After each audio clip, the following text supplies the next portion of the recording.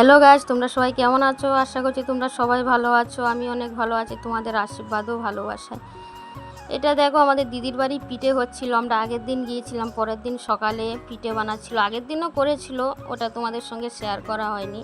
এটা পরের দিন বানাচ্ছিল, দেখতেই পাচ্ছ। এটা কি পিঠে বলে তোমাদের এখানে একটু কমেন্ট করে জানাবে। আমাদের এখানে দুধের পিঠে বলে, দুধ পুলি বলে, চই পিঠা বলে। তোমাদের এখানে কি বলে একটু জানাবে। আর আমি দেখো 9টার সময় ঘুমের থেকে উঠেছি।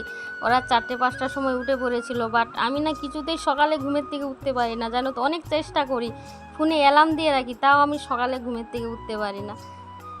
যার জন্য আমি সবার কাছ থেকেই বকা খাই, গাল দেয় সবাই। আমি কিছুতেই সকালে ঘুমের থেকে উঠতে পারি না। আর আমার মতন কে বলো তো গাছ, চায়ের সঙ্গে বিস্কুট এবার ভিজিয়ে ভিজিয়ে খেতে পছন্দ করো। আমার তো প্রচুর ভালো লাগে। আমার এটা ছোটোবেলার অভ্যাস, আমার চায়ের সঙ্গে বিস্কুট এরকম করে খেতেই হবে, কারণ আমার ওরকম করে ভালো লাগে। আমি অনেক বড় হয়ে গেছি, বিয়ে হয়ে গেছে, কিন্তু আমার এই ছোটোবেলার অভ্যাসটা এখনও রয়ে গেছে, জানো তো। আর এইখানে দেখো কত সুন্দর সবগুলো কেটে দিচ্ছিলো, কত সুন্দর লাগছিল দেখতে। আর এইগুলো দেবে এবার কি বলো তো, এটা এখন রোদে শুকোতে দেবে, তারপর অল্প টাইম শুকিয়ে গেলে একটু ভালো হবে জিনিসটা, ওই জন্য একটু শুকোতে দেবে, তাই কুলোয় ঢেলে নিচ্ছিল। আর এই সবগুলো দেবে, এইগুলো দেখো মিষ্টির মতন, ওইগুলো ছোটোবেলা প্রচুর খেতে আমি পছন্দ করতাম। এই যেগুলো গোল গোল করে দিয়েছে না, ওইগুলো এখনও ভালো লাগে। আমার ফেভারিট হয় এই পিঠাটা, আমার খুব ভালো লাগে খেতে এটা। করতো মাঝে মাঝে, যখন আমার ঠাকমা ছিল তখন আমাদের বাড়িতে প্রায়ই হতো। এখন তেমন একটা করা হয় না, কারণ আগেকার যুগের বয়স্ক মানে ঠাকমারা, তারাই তো এইসব করতে একটু মানে বেশি পারে। এখনকার দিনের মানে মেয়েরা এত এইগুলো পারে না। আমি নিজেই পারি না, আর কাকে কি বলবো বলো তো, এখন পারি না। আমার কাকিমা খুব করতে পারে।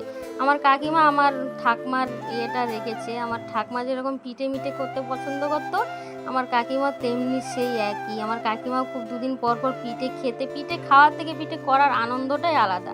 আমাদের বাড়িতে এমনিতে হয়, দুদিন পর পর পিঠে হয়। এইগুলো দেখো আমি রোদে শুকোতে দিয়ে দিয়েছি।